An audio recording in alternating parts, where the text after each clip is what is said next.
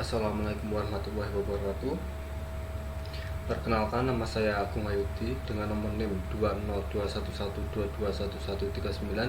Di sini saya akan menyampaikan tentang UTS pengantar manajemen.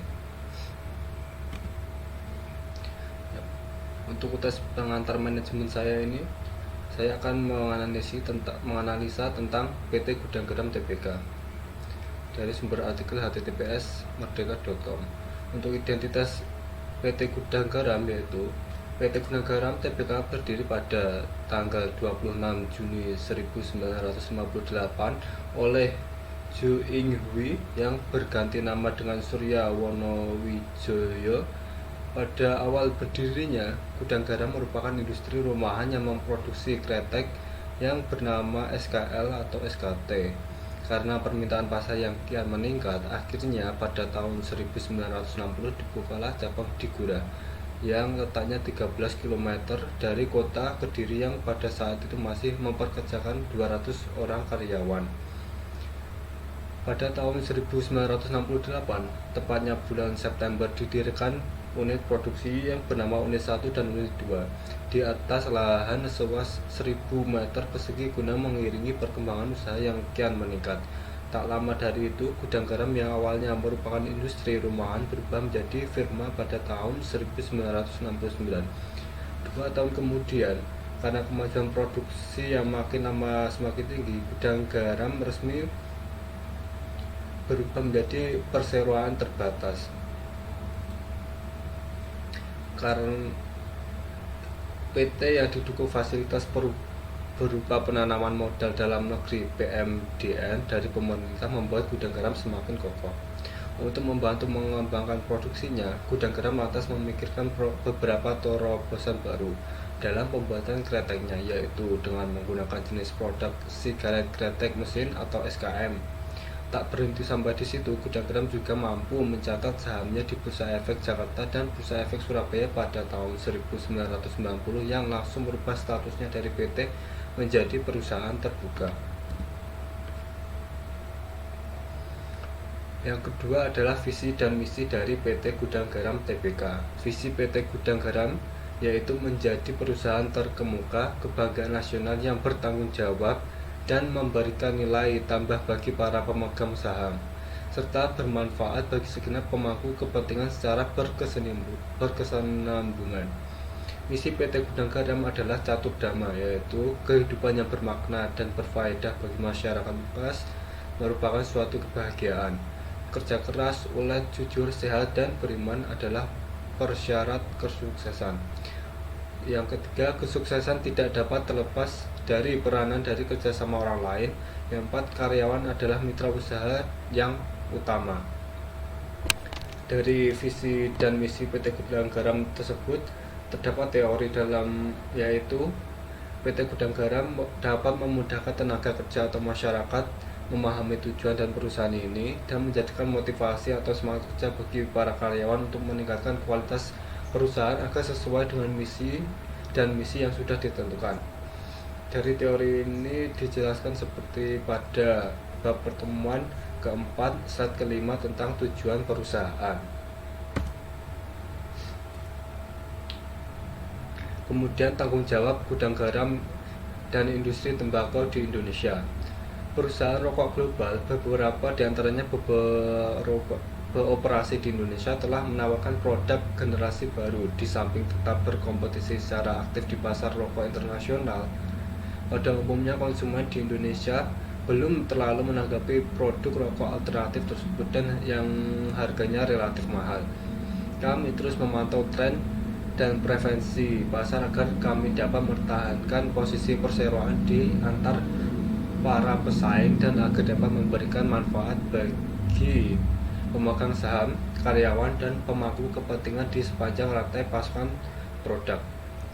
Tanggung jawab sosial perusahaan. Pada tahun 2020, Gudang Garam mengeluarkan dana sebesar 48,4 miliar untuk mendukung program tanggung jawab sosial perusahaan.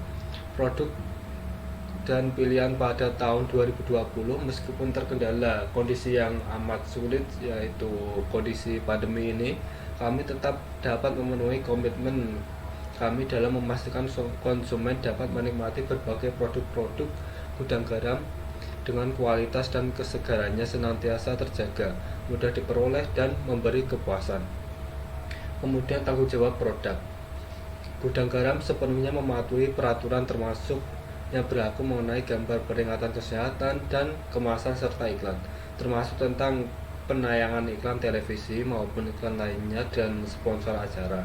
Gudang Garam berkomitmen untuk melakukan penjualan rokok secara bertanggung jawab, yaitu hanya kepada orang dewasa, dan menghargai hak konsumen untuk memilih produk Gudang Garam. Kami tidak menganjurkan penjualan rokok kepada anak di bawah umur. Dari tanggung jawab PT Gudang Garam tersebut terdapat teori dengan adanya tanggung jawab dari PT Gudang Garam seperti tanggung jawab sosial dalam mengeluarkan dana besar untuk tanggung jawab sosial perusahaan akan menguntungkan bagi karyawan dan kepuasan untuk konsumen dengan kualitas dan produknya. Juga PT Gudang Garam bertanggung jawab terhadap produk agar produk benar-benar tidak dikonsumsi oleh anak di bawah umur. Dari teori ini menyangkut PPT pertemuan ketiga slide ke-10 tentang etika dan tanggung jawab sosial perusahaan.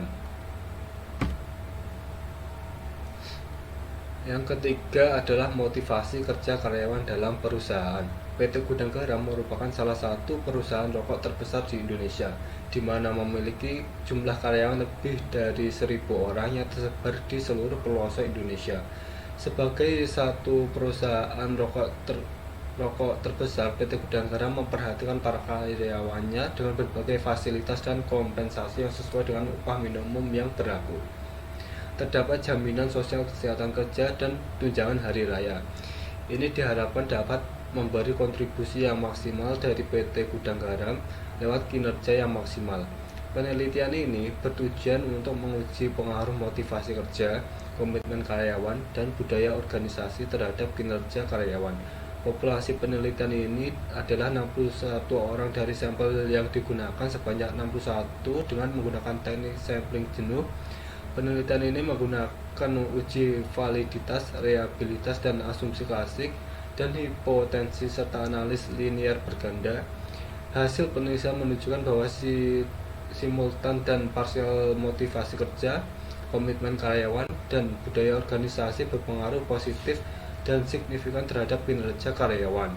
Pihak manajemen PT Gudang Garam Manado sebaiknya meningkatkan motivasi kerja berpengaruh sangat lemah terhadap kinerja karyawan. Untuk kata kuncinya adalah motivasi kerja, komitmen karyawan, budaya organisasi, dan kinerja karyawan. Dari motivasi kerja karyawan dan perusahaan ini terdapat teori dari DAF 2010 373 yang isinya motivasi dapat diartikan sebagai kekuatan yang muncul dari dalam ataupun dari luar diri seseorang dan membagikan semangat serta ketekunan untuk mencapai tugas dan mencapai sesuatu yang diinginkan. Motivasi pekerja dan akan mempengaruhi produktivitasnya, dan sebagai bagian dari tugas dari seorang manajer adalah menyalurkan motivasi ke arah mencapai tujuan organisasi. Selanjutnya adalah inovasi perusahaan. Gudang Garam yang awalnya merupakan industri rumahan berubah menjadi firma pada tahun 1969. 2 tahun kemudian, karena kemajuan produksi yang makin lama semakin tinggi, Gudang Garam resmi berubah dari perseroan terbatas atau PT yang didukung fasilitas penanaman modal dalam negeri atau PMDN, dan dari pemerintah membuat Gudang Garam semakin kokoh. Untuk membantu mengembangkan produksinya, Gudang Garam lantas memberikan beberapa terobosan baru dalam pembuatan kreteknya, yaitu menggunakan jenis produk sigaret kretek mesin atau SKM. Tak berhenti sampai di situ, Gudang Garam mampu mencatatkan sahamnya di Bursa Efek Jakarta dan Bursa Efek Surabaya tahun 1990 yang langsung berubah statusnya dari PT menjadi perusahaan terbuka. Produk yang dihasilkan Gudang Garam jauh lebih bervariasi. Hal ini dibuktikan dengan produksi kretek mil pada tahun 2002 yang merupakan hasil inovasi terbaru. Hal ini sejalan dengan perluasan wilayah produk yang tak hanya berpusat pada kabupaten dan kota Kediri saja, melainkan telah tambah hingga Pasuruan. Hingga saat ini Gudang Garam tetap menjadi pilihan utama bagi pencinta kretek di Indonesia. Tak hanya mencukupi produksi dalam negeri saja, tapi Gudang Garam juga telah melebarkan sayapnya hingga ke Malaysia, Brunei, dan Jepang. Dengan total lebih dari 20 jenis produk yang dikeluarkan Gudang Garam, telah cukup membuktikan eksistensinya sebagai salah satu pabrik rokok terbesar di Indonesia. Beberapa produk Gudang Garam yang terkenal yakni Gudang Garam Merah, Jaya, GG Internasional, GG Surya, GG Mail, dan masih banyak lagi. Ditambah lagi dengan keikutsertaan Gudang Garam menjadi sponsor Piala Dunia FIFA pada tahun 1958 hingga 1966 dan Piala Dunia 2010, Gudang Garam nantinya akan mampu menembus pasar internasional. Teorinya dari PPT pertemuan ke-7 slide kelima tentang eksplorasi, dengan adanya inovasi yang awalnya dari industri rumahan menjadi perusahaan yang besar, PT Gudang Garam sukses dalam hal inovasi dan juga inovasi produk-produk mereka yang banyak diminati masyarakat dan bahkan sampai diekspor ke luar negeri. Kemudian strategi penjualan PT Gudang Garam. Penjualan PT Gudang Garam dibagi menjadi dua, yaitu promosi. Yang pertama adalah promosi. Dalam penerapan strategi promosi, perusahaan menggunakan dua kegiatan promosi melalui periklanan atau advertising, penyebaran pamflet, brosur, dan stiker. Kegiatan promosi yang kedua melalui personal selling untuk memperkenalkan produk rokok Gudang Garam Internasional secara langsung kepada konsumen.